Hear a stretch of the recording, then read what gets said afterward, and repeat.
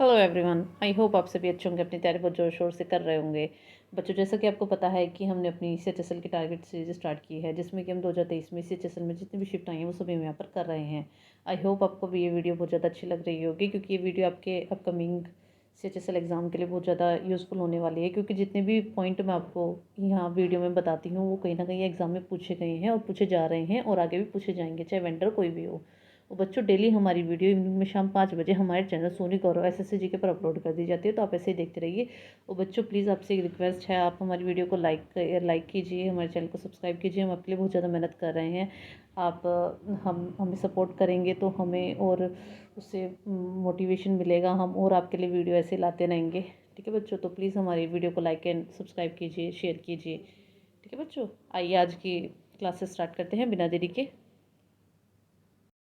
Question number 1, भारतीय railway की कुल मार्गीय लंबाई मार्च 2020 तक कितनी है? आंसर है 67,956 किलोमीटर। कितनी है बच्चों? 67,956 किलोमीटर। ठीक है बच्चों। क्वेश्चन नंबर सेकंड पढ़ते हैं।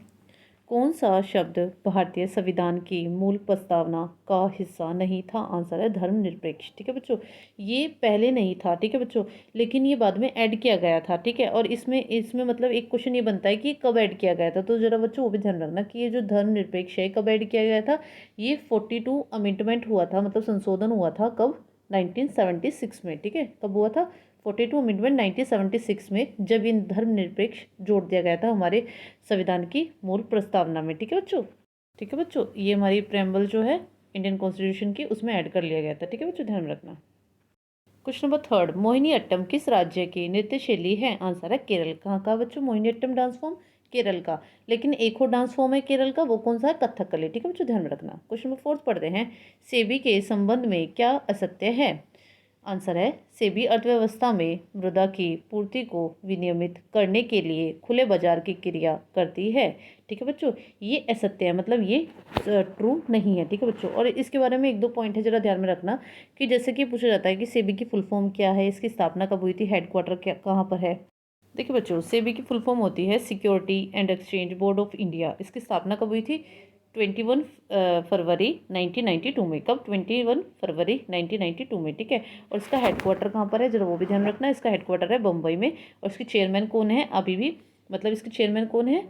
माधवीपुरी बुच जी। ठीक है, कौन है? माधवीपुरी बुच जी। ठीक है, और ये पहली महिला चेयरमैन है सेबी की। ठीक है, ये भी ध्यान रखना, कौन? माधवीपुरी बुच। ठीक है, हेडक्वार्टर कहाँ पर है?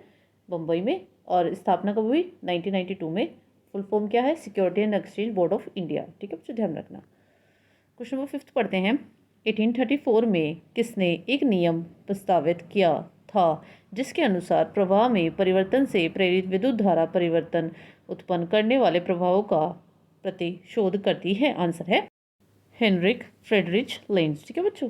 बच्चों, एक चीज़ ध्यान रखना कि जो भी साइंटिफिक मतलब साइंटिस्टों के नाम पूछे जा रहे हैं ना, वो एग्जाम में ऐसे ही क्वेश्चन दे दिए जाते हैं किसी भी एग्जाम में। ठीक है, जैसे अभी CHSL में आया है तो यही CGL में दे दिया जाएगा, तो ये ऐसे क्वेश्चन बहुत ज़्यादा इंपॉर्टेंट होते हैं, ये डायरेक्ट पूछे जाते हैं। ठीक है बच्चों। क्वेश्चन नंबर 6 पढ़ते हैं।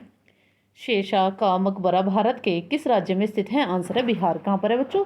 बिहार में। ठीक है, और बिहार में भी कहाँ पर? बिहार में सासाराम डिस्ट्रिक्ट है ना बिहार का, वहाँ पर। ठीक है बच्चों। क्वेश्चन नंबर 7 पढ़ते हैं। किस संगीत निर्देशक को पंचमदा के नाम से जाना जाता है? आंसर है RD बर्मन। किसको बच्चों? RD बर्मन को। ठीक है, और ये मतलब RD बर्मन फुल फॉर्म क्या है? राहुल देव बर्मन। और इनके जो फादर थे ना, वो भी म्यूजिक डायरेक्टर थे। ठीक है, उनका नाम क्या था? सचिन देव बर्मन। ठीक है, सचिन देव बर्मन। ठीक है बच्चों, ध्यान रखना। क्वेश्चन नंबर 8 पढ़ते हैं। भारत ने डैश को हराकर अपना पहला महिला अंडर 19 T20 क्रिकेट विश्व कप 2023 जीता? आंसर है इंग्लैंड। किसको हराकर बच्चों? इंग्लैंड को हराकर। और बच्चों, ये ध्यान रखना है कहाँ पर हुआ है, ये भी क्वेश्चन पूछा जाता है और पूछा गया है। ये हुआ था साउथ अफ्रीका में, और इसमें भारतीय टीम की कैप्टन कौन रही थी? शेफाली वर्मा। कौन रही थी? शेफाली वर्मा। ठीक है बच्चों, ध्यान रखना। क्वेश्चन नंबर 9 पढ़ते हैं। बलकार सिंधु को डैश में उनके योगदान के लिए संगीत नाटक अकादमी पुरस्कार 2020 से सम्मानित किया गया? आंसर है पंजाब के लोक नृत्य। ठीक है बच्चों। क्वेश्चन नंबर 10 पढ़ते हैं। कौन सी मुफ्त उद्यम अर्थव्यवस्था की विशेषता नहीं है? आंसर है सभी आर्थिक निर्णय आर्थिक नियोजकों द्वारा लिए जाते हैं। ठीक है बच्चों, ध्यान रखना। ठीक है। क्वेश्चन नंबर 11, 2021 में चीन का मानव विकास सूचकांक मतलब HDI मतलब ह्यूमन डेवलपमेंट इंडेक्स क्या था? आंसर है 0.768। ठीक है बच्चों। और अगर बच्चों मैं आपसे ये पूछ लूँ, देखो बच्चों ये पॉइंट ध्यान में रखना, एग्जाम में पूछा जाएगा। 2022 में इंडिया की जो HDI मतलब ह्यूमन डेवलपमेंट जो इंडेक्स है, ठीक है, ये मतलब कितनी थी? ठीक है बच्चों, वो ध्यान में रखना। इंडिया की कितनी थी? मतलब है 0.644। कितनी बच्चों? 0.644। ठीक है बच्चों, ध्यान रखना। क्वेश्चन नंबर 12 पढ़ते हैं। किस टीम ने पहली वुमेन प्रीमियर लीग जीती? आंसर है मुंबई इंडियंस। किसने जीती थी बच्चों? मुंबई इंडियंस ने, जो कि 2023 में पहली बार आयोजित किया गया था। ठीक है बच्चों, वुमेन्स के लिए। लेकिन अगर मैं आपसे प्रेजेंट का पूछ लूँ, मतलब 2024 का, तो आप सभी को पता होगा RCB विनर रही थी महिलाओं में, मतलब वुमेन्स जो प्रीमियर था। ठीक है बच्चों, उसमें और बच्चों क्वेश्चन ये भी पूछा जाता है कि जैसे कैप्टन कौन थी? जैसे RCB की मतलब महिला टीम जो है वो विनर रही थी, तो उसमें कैप्टन कौन थी? उसमें कैप्टन थी स्मृति मंधाना। कौन थी? स्मृति मंधाना। और ये जैसे कि ये जो हुआ था 2023 में, तो मुंबई इंडियंस ने किसको हराया था? दिल्ली कैपिटल को हराया था। और ऐसे ही अभी भी 2024 में भी जो RCB ने है, उन्होंने भी दिल्ली कैपिटल्स को ही हराया था। ठीक है बच्चों, ध्यान में रखना बच्चों। जो भी मैंने आपको आपके मतलब अभी करंट की न्यूज़ भी बताई है, वो भी इंपॉर्टेंट है, इसलिए मैं आपको बता देती हूँ करंट का भी। ठीक है, क्योंकि एग्जाम में पूछे जाने के चांसेस है। क्वेश्चन नंबर 13 पढ़ते हैं। PM दक्ष योजना के तहत प्रति प्रशिक्षु कितना वेतन मुआवजा प्रदान किया जाता है? आंसर है 3,000। कितना बच्चों? 3,000। देखो बच्चों, इसके बारे में एक दो पॉइंट ध्यान रखना कि जो ये PM दक्ष योजना है ना, किसने स्टार्ट की थी? ये पूछा जाता है, मतलब ये मिनिस्ट्री पूछी जाती है, किस मिनिस्ट्री ने स्टार्ट की थी? तो जरा वो ध्यान रखना। ये स्टार्ट की थी सोशल जस्टिस एंड एम्पावरमेंट ने। ठीक है, किसने? सोशल जस्टिस एंड एम्पावरमेंट ने। किसने बच्चों? सोशल जस्टिस एंड एम्पावरमेंट ने। किसने? सोशल जस्टिस एंड एम्पावरमेंट ने। ठीक है बच्चों।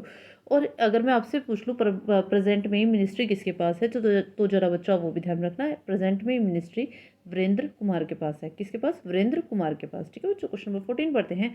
कौन सा अनुच्छेद कहता है कि माता पिता या संरक्षक 6 वर्ष से 14 वर्ष तक की आयु वाले अपने यथास्थिति बालक या प्रतिपाल्य के लिए शिक्षा के अवसर प्रदान करें? आंसर है अनुच्छेद 51A के भाग क में। ठीक है, कौन सा बच्चों? अनुच्छेद 51A के भाग क में। ठीक है बच्चों, इंग्लिश में आप पढ़ लेना। ठीक है, थोड़ा बड़ा है इसलिए मैं थोड़ा जूम करके आपको इसके बारे में एक दो पॉइंट बता देती हूँ कि बच्चों ये DPSP में आता है। तो ये तो आपको पता होगा कि मैंने आपको बताया 36 से 51 आर्टिकल तक DPSP है। ठीक है, और ये कौन से पार्ट में है? मतलब संविधान के ये भाग 4 में है, मतलब 4 में। ठीक है बच्चों, ये भी ध्यान में रखना। ठीक है, क्वेश्चन नंबर 15 पढ़ते हैं। मिलान करें। ठीक है बच्चों, ये मिलान है। अब जैसे कि इधर तो लिखा है स्टेट, इधर लिखा है उनके इवेंट्स, जो कल्चरल इवेंट्स होते हैं ना, जो सांस्कृतिक उत्सव होते हैं। जैसे कि फर्स्ट झारखंड, झारखंड का बच्चों कौन सा उत्सव होता है? तो चलो वो भी ध्यान में रखना। क्या होता है? कर्मा। क्या होता है? कर्मा। ठीक है। अब एक है हिमाचल प्रदेश, उसका कौन सा होता है बच्चों? चेत्रोल। कौन सा होता है? चेत्रोल। ठीक है। और जो तेलंगाना है, तेलंगाना का क्या होता है बच्चों? बथुकम्मा। क्या होता है बच्चों? बथुकम्मा। ठीक है बच्चों। और पंजाब का तो आपको पता ही होगी, लोहड़ी मनती है। ठीक है बच्चों, ध्यान रखना। क्वेश्चन नंबर 16 पढ़ते हैं। हरित क्रांति के संबंध में क्या सही है? बच्चों इसमें पूछा गया है हरित क्रांति के संबंध में क्या सही है, मतलब ये 3 ऑप्शन दिए गए हैं। ठीक है, हम वन बाय वन पढ़ते हैं। जैसे कि फर्स्ट दिया गया है, हरित क्रांति शब्द का प्रयोग सर विलियम गॉड ने किया था। मतलब इसमें बच्चों ये बताया गया है कि जो टर्म है ना हरित क्रांति, वो किसने दिया था? तो सर विलियम गॉड ने दिया था। तो बच्चों बिल्कुल ठीक है, उन्होंने ही दिया था। ठीक है। और सेकंड है, जो बच्चों ये थे ना नॉर्मन बोरलॉग को हरित क्रांति का जनक कहा जाता है। तो बच्चों बिल्कुल कहा जाता है, नॉर्मन बोरलॉग को हरित क्रांति का जनक ही कहा जाता है। ठीक है। और थर्ड है, MS रंधावा को भारत में हरित क्रांति का जनक कहा जाता है। तो बच्चों ये गलत है।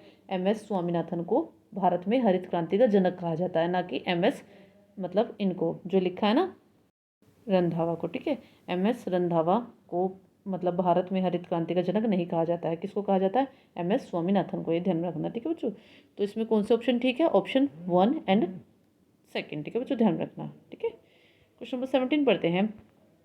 किस बल के कारण भारत में दक्षिणी गोलार्ध की व्यापारिक पवनें विषुवत को पार करने के बाद दक्षिण पश्चिमी से उत्तर पूर्वी की ओर बहने लगती है? आंसर है कोरियोलिस बल, मतलब कोरियोलिस फोर्स। ठीक है बच्चों, क्वेश्चन नंबर 18 पढ़ते हैं।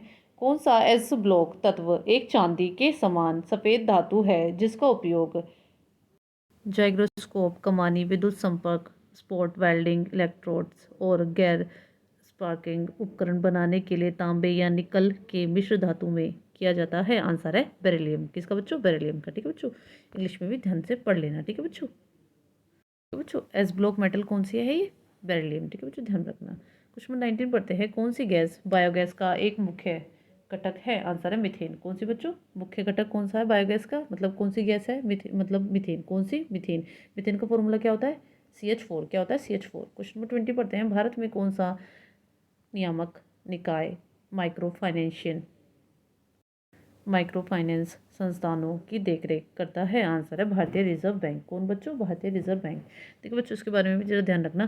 देखो, हिल्टन यंग कमेटी की सिफारिश पर RBI की स्थापना की गई थी। ठीक है, और इसका मतलब कब की गई थी स्थापना RBI की? 1 अप्रैल 1935 में। 1 अप्रैल 1935 में। और इसका नेशनलाइजेशन कब हुआ था? मतलब ये राष्ट्रीयकरण कब हुआ था? 1 जनवरी 1949 में। ठीक है, 1 जनवरी 1949 में इसका राष्ट्रीयकरण हुआ था। और इसकी स्थापना कब हुई थी? 1 अप्रैल 1935 में। ठीक है, जो ध्यान रखना। क्वेश्चन नंबर 21 पढ़ते हैं। संविधान सभा के कानूनी सलाहकार कौन थे? आंसर है BN राव। कौन थे बच्चों? BN राव जी। ठीक है, क्वेश्चन नंबर 22 पढ़ते हैं। कौन सा भारतीय राज्य फीफा अंडर-17 महिला विश्व कप का मेजबान नहीं था? आंसर है पंजाब। पंजाब बच्चों नहीं था।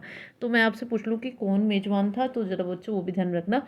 ये इसकी मेजबानी की थी भुवनेश्वर ने, गोवा ने, बम्बई ने। ठीक है बच्चों, ये वहाँ पर हुआ था। ठीक है, क्या हुआ था? भारतीय राज्य फीफा अंडर-17 महिला विश्व कप। ठीक है बच्चों, और ये किसने जीता था वो भी जरा ध्यान रखना। ये स्पेन ने जीता था। ठीक है बच्चों, कोलंबिया को हराकर। किसने जीता था? स्पेन ने कोलंबिया को हराकर। ठीक है बच्चों, ध्यान रखना। क्वेश्चन नंबर 23 पढ़ते हैं। समाज के कमजोर वर्ग को सामाजिक न्याय दिलाने के लिए महाराष्ट्र में किस संघ का गठन किया गया था? आंसर है बच्चों सत्य शोधक समाज। ठीक है बच्चों, जो मतलब ये वीकर सेक्शन थे ना सोसाइटी के, उनको मतलब सोशल जस्टिस प्रदान करने का मतलब कौन सा संघ की स्थापना की गई थी? तो किसके, कौन से संघ की? सत्य शोधक समाज की। ठीक है बच्चों, और किसने की थी? ज्योतिबा फूले ने की थी। कब की थी? 24 सितंबर 1873 में। 24 सितंबर 1873 में।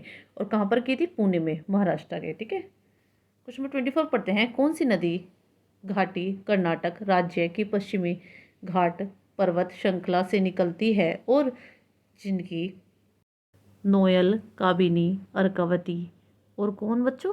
अमरावती। ठीक है, जैसी कई सहायक नदियां हैं। आंसर है कावेरी। देखो बच्चों, इसमें आपके 2-3 पॉइंट क्लियर हो गए। एक तो इसकी नदियों के जो सहायक नदियां हैं इसकी वो बता दी गई कावेरी की। ठीक है, कौन कौन सी है वो तो आपने पढ़ ही लिया होगा। नोयल, काबिनी, अर्कावती और अमरावती। ठीक है बच्चों, कुछ 25 पढ़ते हैं। माइक्रो फाइनेंस सेक्टर में काम करने वाली, ये क्वेश्चन बेटा ऐसे है। ठीक है, पढ़ लेना। पूरी स्क्रीन पे बच्चों यहाँ नहीं पता ना, इसलिए थोड़ा सा।